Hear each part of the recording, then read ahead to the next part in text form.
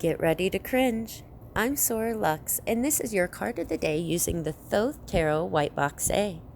I pulled the Five of Cups.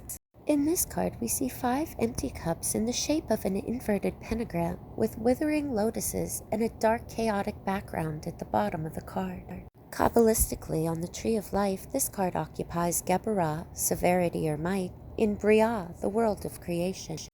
It rules the first decan of Scorpio and is attributed to Mars in Scorpio. Although Mars rules Scorpio, we find a tendency towards ill dignities here due to the double energy of fire from Mars and Geburah, in addition to the destructive nature of Geburah itself. From all this, we can deduce that something we have strong emotions about, cups, has been destroyed, Geburah, or was never created, Briah, as we expected. For some, this is again pointing to the bad relationship that keeps arising in these readings, current or recent, that has not turned out to be emotionally fulfilling. Maybe we rushed into a relationship too fast. Maybe we got into a relationship with lots of passion but no depth, like the Knight of Wands pointed out yesterday. Some people believe that they need a very specific job or person in life, but what we all truly want is happiness. However, some people decide they can only be happy if their expectations or specific desires are fulfilled. But this limits our ability to be happy, and in some cases makes happiness unobtainable. For most who resonate with the relationship meaning in this card, it is pointing to a sexual relationship. But for a few people, this is a relationship with a parent, a teacher, a boss, a friend, or a job. And for a few other people, this is a much bigger issue than a single relationship or interaction. It is a mental or emotional imbalance that has been long-standing and gives continuous issues with your self-worth, motivation, hope for the future, and overall fulfillment with yourself and your life. In the long-lasting cases, it's extra important to examine our beliefs, our trauma, and expectations of life to find a perspective that allows us to feel meaning and purpose without continuous disappointment. This may require a bit of time and work, and maybe even require some therapy or an outside perspective to help. The shorter-term disappointments here require the same examination, but can usually be set straight more easily. Have we given too much of ourselves with an expectation of returned energy or effort, then ended up disappointed?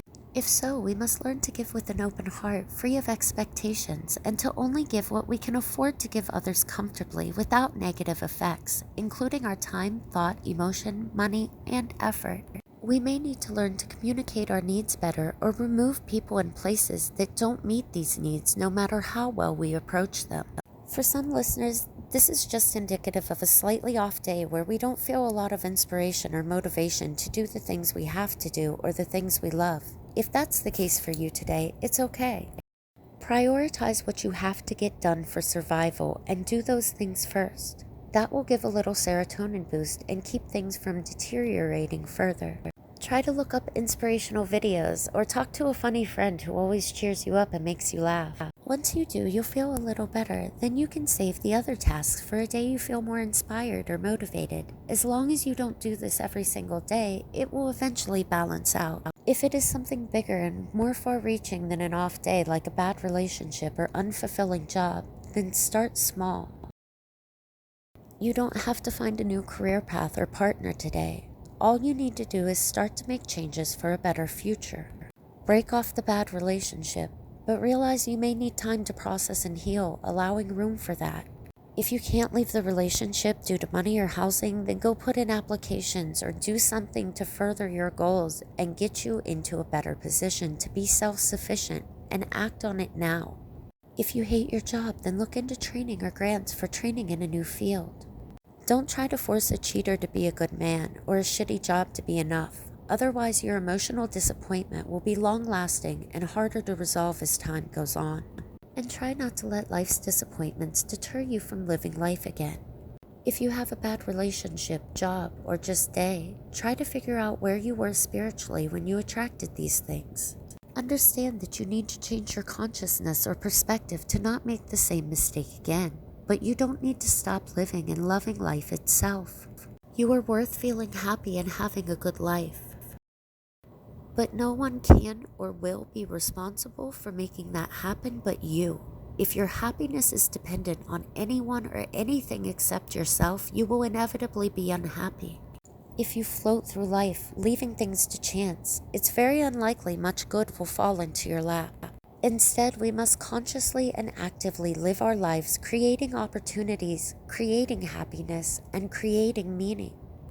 Do you take responsibility for your own happiness and your life? Thanks for watching 93s.